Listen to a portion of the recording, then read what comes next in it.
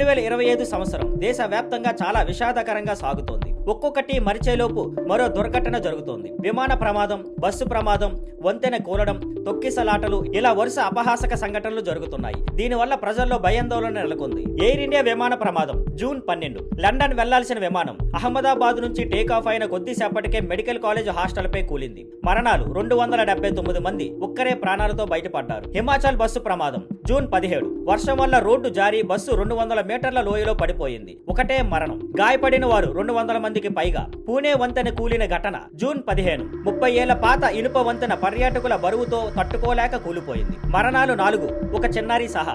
గాయపడిన వారు 50కి పైగా. ఉత్తరాఖండ్ హెలికాప్టర్ ప్రమాదం జూన్ 15. కేదార్నాథ్ నుంచి గుప్త కాశీకి వెళ్తున్న హెలికాప్టర్ అడవిలో కూలింది. మరణాలు 7, ఒక చిన్నారి సహా. బెంగళూరు తొక్కిసలాట జూన్ 4. ఐపీఎల్ విజయోత్సవ వేళ చిన్నస్వామి స్టేడియం బయట తొక్కిసలాట జరిగింది. మరణాలు 11. సరైన భద్రత లేకపోవడం వల్ల ఈ ప్రమాదం జరిగింది. 2025 ప్రారంభంలో జరిగిన ఇతర విషాద సంఘటనలు: పహల్గాం ఉగ్రదాడి, పర్యాటకులపై కాల్పులు, 24 మంది మృతి. గుజరాత్ బాణాసంచా ఫ్యాక్టరీ అగ్ని ప్రమాదం, లైసెన్స్ లేకుండా నడుస్తున్న ఫ్యాక్టరీ పేలి 17 మంది కార్మికులు మృతి. కుంభమేళా తొక్కిసలాటలు జనవరి 29 ప్రయాగ్రాజ్ 37 మంది భక్తులు మృతి. ఫిబ్రవరి 15 ఢిల్లీ రైల్వే స్టేషన్ 18 మంది యాత్రికులు మృతి. ఈ సంఘటనలు చూసి దేశవ్యాప్తంగా ప్రజల భద్రతపై, నిర్మాణాల నాణ్యతపై మరియు ఎమర్జెన్సీ ఏర్పాట్లపై పెద్ద చర్చ మొదలైంది. 2025 మరింత భద్రతతో జాగ్రత్తగా ఉండాల్సిన అవసరం ఎంతైనా ఉంది.